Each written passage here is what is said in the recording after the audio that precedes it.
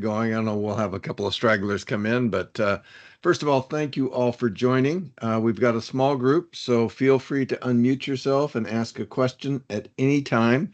Always love your feedback, and your questions help guide me on what to cover next month and make sure we dig a little deeper on things. So don't ever hesitate to ask a question either now or send me an email later or give me a call. Love to make sure I'm covering the right stuff and doing the stuff you guys like. And this week I'm going a little bit different direction, but a couple updates that are still important and we need to cover. Um, First off, I'm going to do something a little different and talk about some industry trends that I think are important and interesting and certainly affect the way we approach the business. And I would think as a contractor would affect that side of the business as well. A couple of economic updates, not much, but some things to look at and consider. Tariffs we'll go through very quickly, not a lot of changes there. Incentives, some updates there just to make sure we're clear on everything. Refrigerant continues to be an issue, but go in the right direction for a change. And finally, I'm going to spend a little more time on CVP. We did get a nice delay, but it's still going to be a factor. And I wanted to explain it a little better so when it does come up, you know exactly what we're talking about. So, with that, the trends in the industry, overall, we can basically say it's just slower growth. We are growing, but not as fast as the industry thought we were going to. Couple of tracking points on that. The sell through or the stuff the manufacturers are making that make it all the way through to contractors is roughly up about 1%. Versus last year, and it's 2% in the previous quarter. So a little bit of growth, not much. Normally, the natural growth of the industry shows us 3 or 4%, so it's a little lower than normal. The full distributor and contractor outlooks have actually lowered. So we started the year saying we were going to do between 5 and 8% growth, and that now has been lowered to 4 to 6%. So not major changes and not terribly surprising, but demand is down and there's some challenges. Now, going into the fall, I just wanted to remind people of some things that happened last year. And this was particularly important in either the Great Lakes, which Wisconsin and Illinois fit in the Great Lakes region, Missouri, Iowa, Minnesota all fit into the central. Um, the heating degree days were really down last year, 30% off in the central, 12% off in the Great Lakes regions year over year. So when you have that type of weather trend, I know the finance guys always tell us that the weather doesn't matter. You still need to meet your goal. But the reality is weather makes a difference in this business. And we had a significant drop in total degree days and heating degree days year over year. So hopefully we'll get back to normal. I was chatting with Tracy at the beginning of this call, and I was in Wisconsin yesterday and woke up to 43 degrees. So maybe fall is coming early and maybe we'll have a little more cool weather, which will help the furnace business overall. As far as the AHRI shipments, and this is what's coming out of manufacturers year over year, we actually saw an increase last year. Despite the weather changes, and a lot of that can be attributed to especially on the heat pump and AC side, to the 410A changes. But there were some furnaces that got drug along into system sales to make that increase. So certainly some things to consider as we plan for the fall and keep things moving. But there should be some pent-up demand, and if we get a little bit of weather, it should really help. So a couple of updates on the industry and what we're seeing, what we're looking for this fall.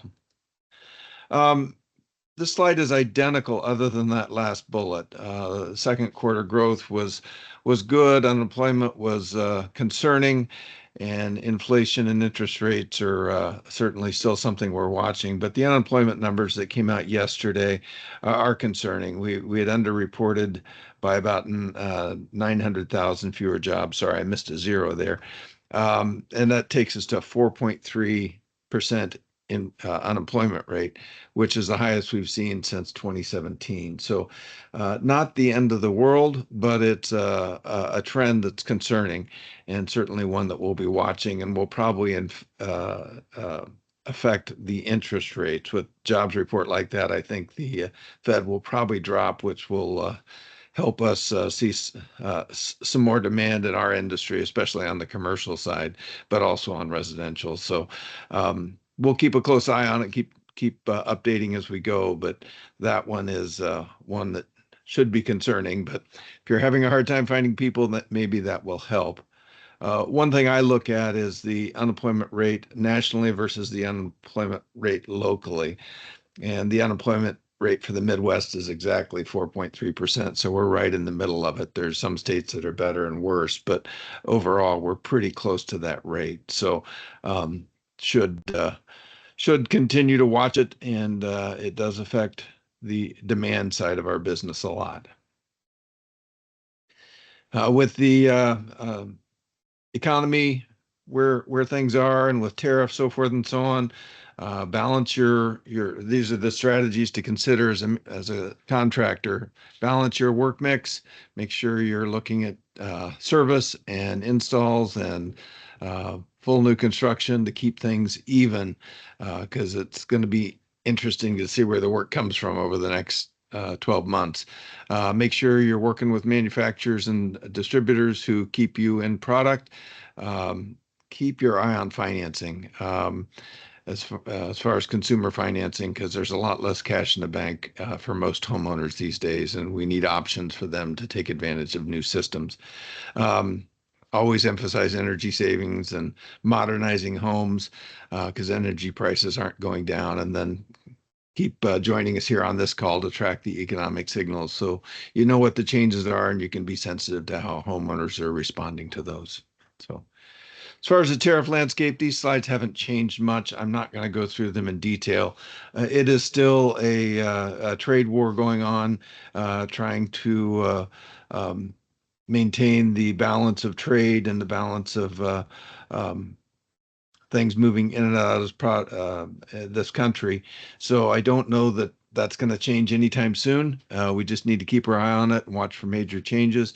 As of right now, we're still waiting on the big one, which is the 90-day hold for the China to go up to upwards of 100% tariffs, and that deadline is November 10th. But if you're tracking the communications between China and the Trump administration, it's almost nil. So there's still a looming concern there, and as a lot of our component pieces still come from China, this is concerning. But the manufacturers are scrambling to find other alternatives, and the longer these back and forth discussions go, the more likely it is we'll have alternatives that are going to keep our pricing somewhat reasonable. The big tariffs affecting our industry are the 10% on everything, the country specific tariffs like China and Vietnam and the EU and South Korea are all certainly affecting us. Steel and aluminum tariffs are still at 25, which is already baked into the price, but is part of the effects you're seeing. And then that de minimis exception closure is now in place and certainly is changing the way parts and pieces coming over in small shipments um, are happening. So we need to watch that and keep our thumb on that one too. Incentive updates. Last time we had a question about geothermal, and the geothermal does go away along with all the other tax credits on residential on 1/1/26. So we have about a little over 3 months to take advantage of those tax credits. So should be part of the presentation at the kitchen table to say, hey, if we get this done before 12/31, we can take advantage. In fact, some marketing to existing customers is not a bad idea at this point to share on either geothermal or traditional heat pumps that you've got a $2,000 difference, or actually up to 3,200 if you use all three systems combined. You can take advantage of that. But that being said, it goes away, and now's the time to chat about it with customers. The commercial is a little bit different. They got a little bit more of an extension, and any eligible commercial product project that gets the tax credit must be started. The construction must be started before 7/1 of 26. So I haven't heard much about the commercial tax credits because I think it happens more at the finance side rather than the contractor side. But it's something good to know if you're in that commercial space and talking to customers about it. So wanted to add that to the mix. Um, Energy Star has been defunded, but it looks like that they're good through the end of 26 as of right now, based on what the Congress has done.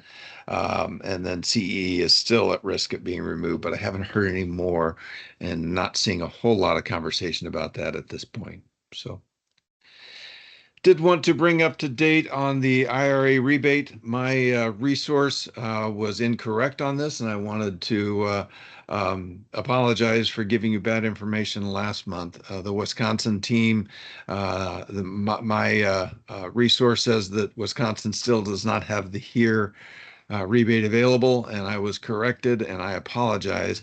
And the Focus on Energy site is where you take advantage of that, and it's basically a three-step process.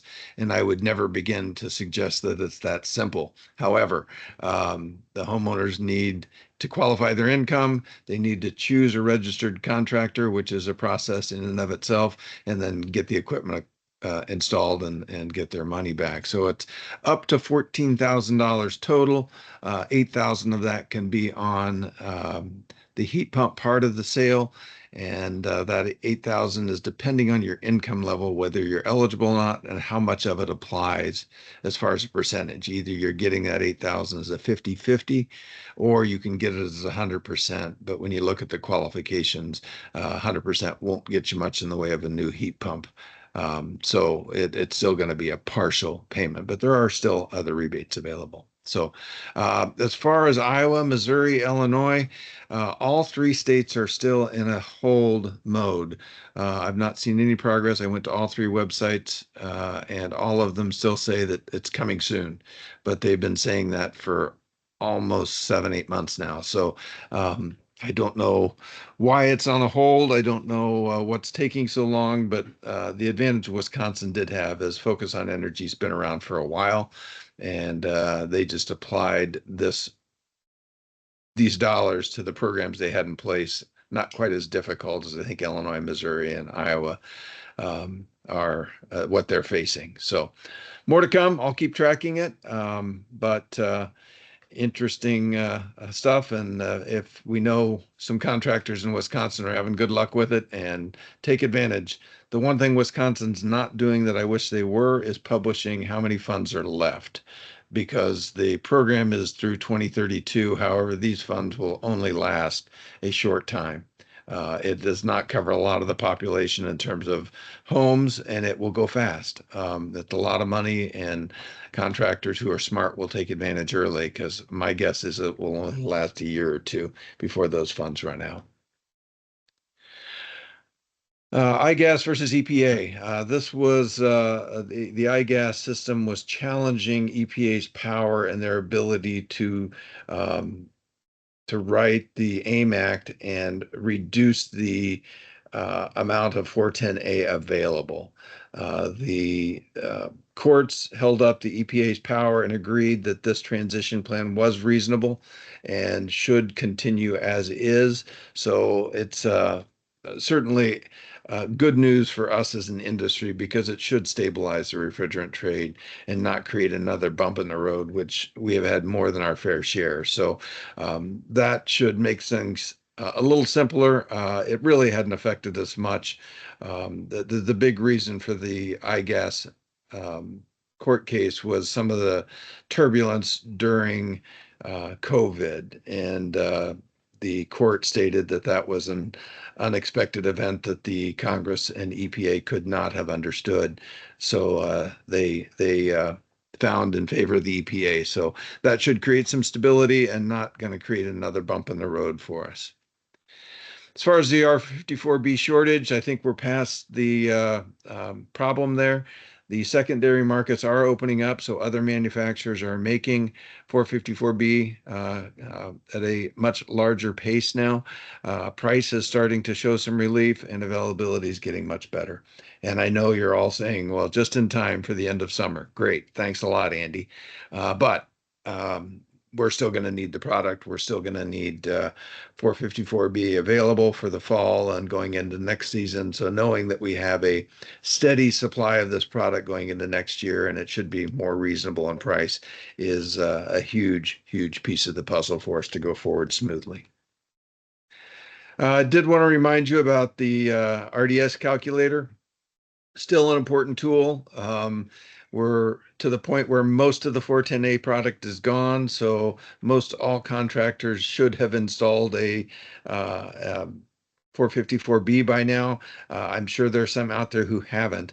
Either way, um, educating homeowners and being patient to make sure they understand the differences and why we have to install a refrigerant detection system and the rules behind it is going to give you an advantage at the kitchen table. So the more we explain and are patient with and look professional with these answers, the more homeowners will choose us as opposed to the competition.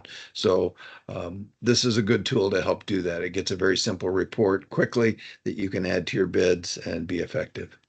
I'm not going to go through this again. It'll be in the presentation for your needs, but just to make sure you're being thorough on your installs and giving yourself an advantage over the competition. And equally important, making sure you don't set yourself up for any legal liability later. Again, I've said this every month for the last year or so, but most important, in my opinion, is talking to your authority with jurisdiction or your inspector, understanding how they expect these systems to be installed. Because the last thing any of us need is to go back and fix 10 or 12 installations because the inspector says they're wrong. That's not healthy. So happy to answer any questions or go through any part of that, but going to move through it quickly because we're pretty much getting settled in 454B, and I'm not getting Don or Steve telling me that there's people screaming bloody murder in the streets. It's been relatively easy, but I do want to keep reminding people how important it is for us to take the high road and don't take the shortcuts. All right, I wanted to talk about CVP because we got um, a little relief, and they pushed it back a year of as far as when we're going to actually implement this. But I wanted to explain as best as possible what CVP is and what we used to do with measuring variable speed heat pumps or air conditioners is we would test them at a set speed. So it'd be the equivalent of only testing a car's fuel efficiency at a single constant RPM, right? Which is not a terribly good way because the manufacturers can all rig the system to make sure at that RPM I can look really good and get a better efficiency. So yes, at 30 miles an hour with an RPM of 1500, I can I can get 60 miles an hour, but the reality is I get 32 miles an hour in normal use. Well, that's not very helpful. And that's essentially what we've been doing. And the new way is to test the system not only for efficiency to make sure that there's not major fluctuations in the room and temperature um, that has a boundary. So it's not when the system turns on, that room doesn't go up 3 degrees while it's coming up to speed, right? That would make it more efficient, but it would not be comfortable and would not satisfy consumers. So, unfortunately, a lot of our traditional US systems have been tested in the old way and have been built in the old way to give the best numbers.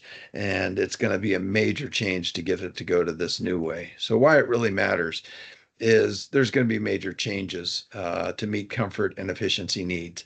And that's controls, that is how they build it for testing.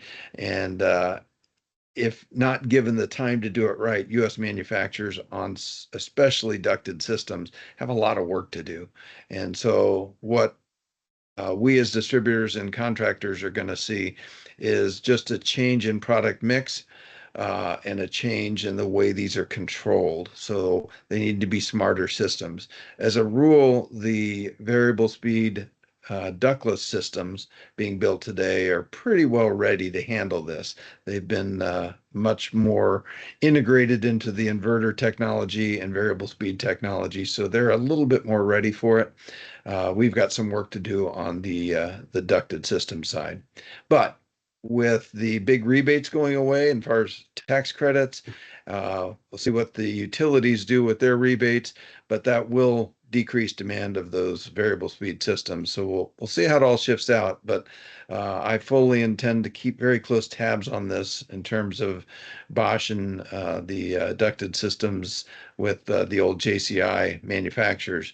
Watch to see what they're doing and keep this group attuned to what's happening. So um, as a reminder, the government did say we have till July 7th of 2026, which is a very interesting time because it's right in the middle of the cooling season. So we really need to come into the cooling system or season with the products that will meet these standards. So the manufacturers are scrambling to see what happens. But again, I will keep tabs on it. I'll keep working on it and make sure that we have info for this meeting every month, and we'll keep it going in that way. As always, we try to put as many links as we can into this presentation so you can go on and do your own homework and look at things.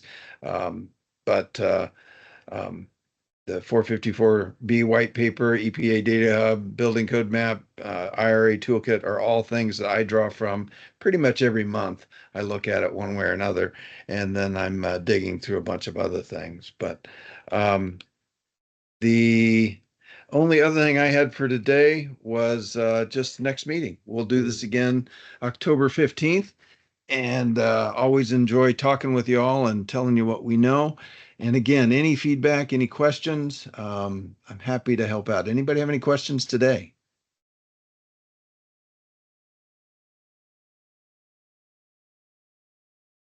Yeah, Jeff Heineman always has a question. I don't know. This is a little concerned about you, Jeff. All right. Well, thank you all very much. Appreciate it and have a great Wednesday, and we'll do this again in a month. Thanks all. Thanks, Andy. Thanks, Andy.